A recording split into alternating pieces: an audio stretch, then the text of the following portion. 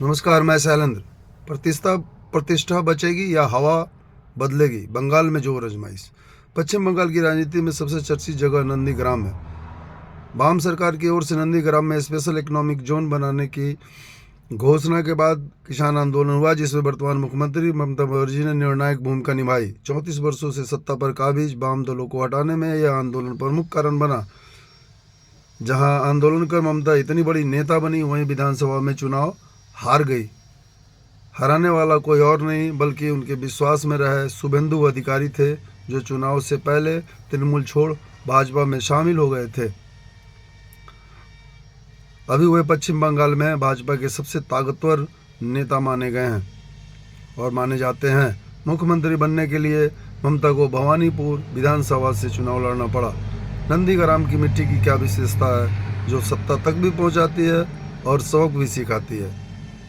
नंदीग्राम की चमचमाती सड़कें, लहलहाते खेत, पर्याप्त पानी, साल में 2 बार धान की फसलें बता रही है कि विकास की राह तैयार है। यहाँ आदिवासी क्षेत्र भी है एवं बड़ी संख्या में मुस्लिम आबादी। लोग कलकत्ता से कपड़ा और ऑर्डर लेके आते हैं, फिर यहाँ सिलाई करते हैं। यहाँ स्कूल, अस्पताल, कॉलेज बने हैं, केवल रेल सुविधा नहीं है। बंगाल में पंचायत चुनाव के बाद भाजपा मजबूत हुई, लेकिन विधानसभा चुनाव में उसके अनुसार परिणाम नहीं आए। हालांकि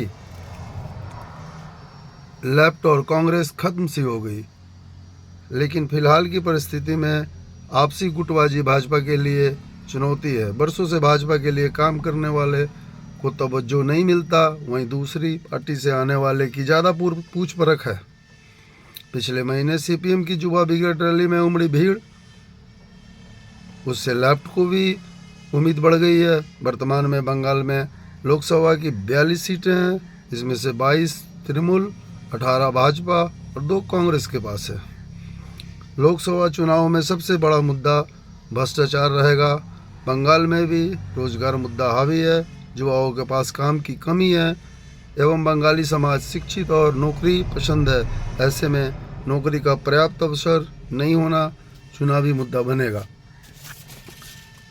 एक तरफ पश्चिम बंगाल में पाला बदलने वालों की लंबी सूची भी है। 2021 के विधानसभा चुनाव के बाद बंगाल की राजनीति में बड़ा बदलाव। दूसरी पार्टी के नेताओं का तृणमूल कांग्रेस में प्रवेश। 2023 में एक चुनाव में मुर्शिदाबाद जिले के सागरदिघी सीट से जीते कांग्रेस के एकमात्र विधायक वारन विश्वास का तृणमूल में शामिल होना। भाजपा में गए सांसद सुनील मंडल का साल भर में तृणमूल में लौटना। भाजपा के दिग्गज नेता मुकुल राय भी तृणमूल में लौटे। विदित हो कि मुकुल राय ने विधानसभा चुनाव में भाजपा को 77 सीट तक पहुंचने में महत्वपूर्ण भूमिका निभाई थी। विष्णुपुर विधायक तन्मय घोष, बागदा से विश्वजीत दास और कालीगंज से सोमेन राय तृणमूल कांग्रेस में शामिल हो चुके हैं। विधानसभा चुनाव के बाद अब तक 7 विधायक भाजपा छोड़ चुके हैं। लोकसभा की सीटों की संख्या के अनुसार पश्चिम बंगाल देश में तीसरे नंबर पर है। सवाल ये उठता है कि क्या ममता दीदी अपनी 22 सीटें लोकसभा की बरकरार रखते हुए आगे और बढ़ेगी या कुछ और बंगाल की जनता सोच रही है? बहुत बड़ा सवाल है। धन्यवाद।